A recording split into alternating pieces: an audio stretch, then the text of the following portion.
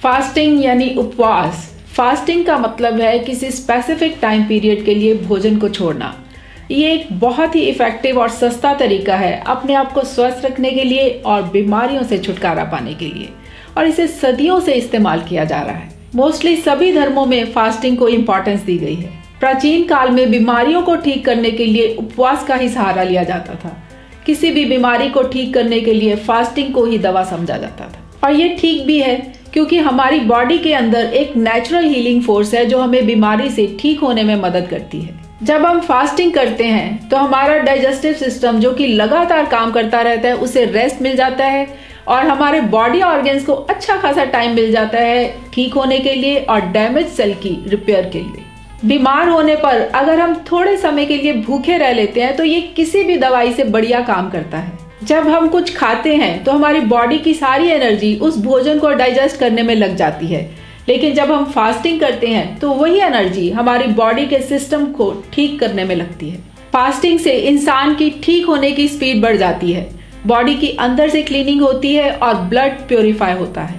Mostly बीमारियों का कारण हमारे अंदर विषैले पदार्थों का इकट्ठा होना है जो कि भोजन, हवा, पानी के थ्रू हमारे अंदर जाते हैं। इंसान अधिकतर अपनी बॉडी की रिक्वायरमेंट से कहीं अधिक खाता है।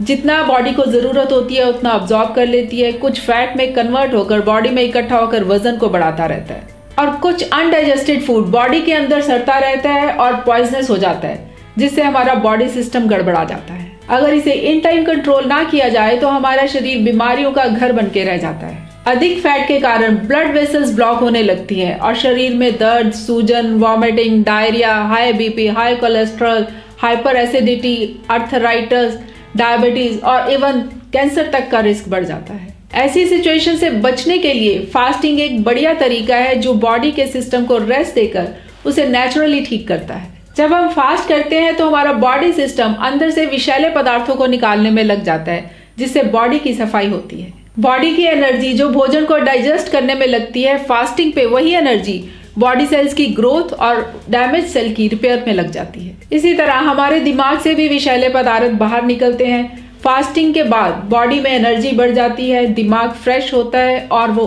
और अधिक काम करता है। फास्टिंग से शरीर में हल्कापन आता है, कंफ्यूजन्स दूर होती हैं, स्ट्रेस कम होता है और क्लैरिटीज बढ़ती हैं।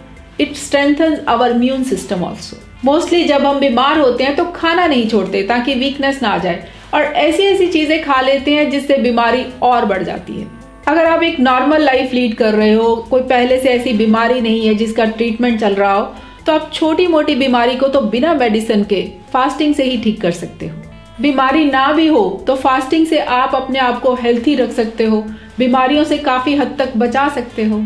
फास्टिंग यानी उपवास आपको स्वस्थ रख आपकी आयु को लंबा करता है और एजिंग के प्रोसेस को स्लो करता है। स्पिरिचुअली आप और स्ट्रांग होते हो, शायद इसीलिए इसे रिचुअल्स के साथ जोड़ा गया है ताकि लोग कंपल्सरी फास्ट रखें।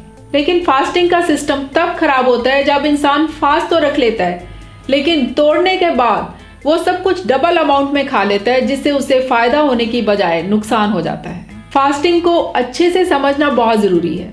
अगर हम फास्ट कर रहे हैं अपने डाइजेस्टिव सिस्टम को रेस्ट देने के लिए, और फास्ट के बाद अगर हम ओवर ईटिंग कर लेंगे तो हमने डाइजेस्टिव सिस्टम को ओवरलोड कर दिया एकदम से, इसका हमारी बॉडी को कोई फायदा नहीं होगा। नवरात्रों में कहने को लोग पूरे नवरात्रे फास्ट रखते हैं, लेकिन उस दौरान इतना कुछ खा लेते हैं कि फास्ट का मतलब ही नहीं बनता। तो अगर आपने कभी फास्ट नहीं रखा तो पहले एक दिन से शुरू करें।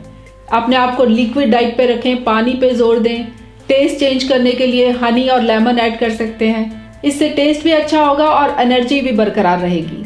भूख लगने पर अगर आप पानी पी लेंगे तो आपकी भूख शांत हो जाएगी। पहले एक दो बार आपको भूख की फीलिंग या सर दर्द हो सकता है, लेकिन जब फास्टिंग के लिए माइंडसेट हो जाएगा तो फिर कोई परेशानी नहीं होगी, लेकिन इसके बेनिफिट्स कमाल के होंगे। इसी तरह आप 1 से 2 दिन, 2 से 3 और धीरे धीरे बढ़ा सकते हैं, लेकिन 7 डेज से अधिक नहीं होना चाहिए। सेकेंडली, आप केवल पानी ना लेकर फ्रेश फ्रूट और वेजिटेबल जूसेस ले सकते हैं। इनमें पाए जाने वाले विटामिन्स, मिनरल्स और ट्रेस एलिमेंट्स बॉडी सिस्टम को नॉर्मल कर वेस्ट और विषैले पदार्थों को बाहर निकालने में मदद करेंगे और किसी भी बीमारी की कंडीशन में क्विक रिकवरी होगी। जूस जैसे ही निकालें उसे उसी समय कंज्यूम करें तो ही पूरा फायदा होगा। ओवरवेट पर्सन्स को तो वीक में 2-3 बार फास्टिंग करनी चाहिए। लेमन वाटर और जूसेस आपको परेशानी नहीं होने देंगे। वेट लॉस के साथ साथ आपको और भी हेल्थ बेनिफिट्स मिलेंगे। जब आपकी फीलिंग अच्छी होगी, आप लाइट महसूस करोगे, तो कम खाना और न्यूट्रिशियस खाना आपकी लाइफस्टाइल का पार्ट बन जाएगा। हाँ, एक बार तो पक्के इरादे से ये स्टेप लेना ही पड़ेगा।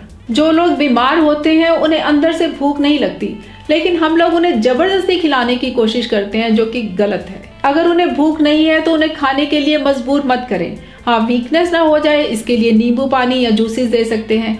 इससे उनकी कंपल्सरी फास्टिंग हो जाएगी और रिकवरी जल्दी होगी। खाने के लिए तभी दें जब उन्हें भूख लगे, वो भी हल्का फुल्का जो इजीली डाइजेस्ट हो जाए। हाँ, अगर 2-3 दिन तक भूख नहीं लगती तो फिर डॉक्टर से कंसल्ट जरूर करें। लंबे समय तक फास्ट रखने का एक बहुत बड़ा फायदा ये भी है कि जब एनर्जी के लिए भोजन द्वारा प्रोटीन और फैट बॉडी के अंदर नहीं जाता, तो वो बॉडी टिश्यूज को बर्न करती है एनर्जी प्रोड्यूस करने के लिए, यानी बॉडी के अंदर स्टोर्ड फैट को बर्न करती है। सबसे पहले वो खराब, एज्ड और डेड सेल्स को बर्न करती है, जिससे बॉडी का डेड सेल से छुटकारा होता है और नए सेल्स की ग्रोथ अच्छी होती है, जिसका ओवरऑल बॉडी को फायदा होता है।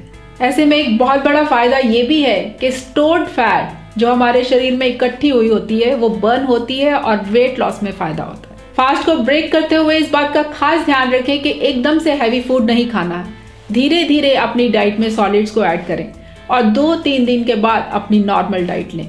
ओवर ईटिंग नहीं करनी, खाने को चबा कर खाना है, जल्दी जल्दी नहीं निगलना, तभी आप फास्टिंग के पूरे फायदे ले सकोगे।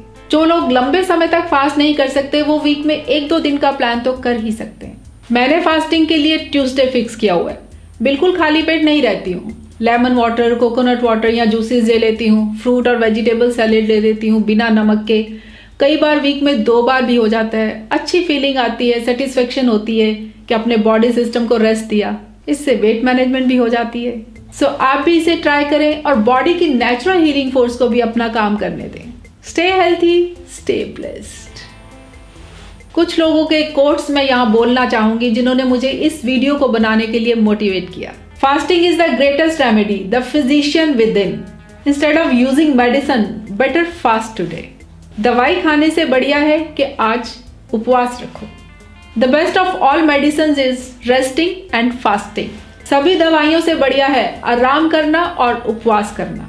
A little starvation can really do more for average sick man than can the best medicines and the best doctors. किसी भी छोटी मोटी बीमारी में थोड़ा सा भूखे रह लेना किसी भी बढ़िया दवाई और डॉक्टर से अच्छा काम कर सकता है। Every fool can fast, but only the wise man knows how to break fast. उपवास हर कोई रख सकता है, लेकिन एक बुद्धिमान इंसान ही जानता है कि उसे तोड़ना कैसे है। Fasting is the single natural greatest healing therapy.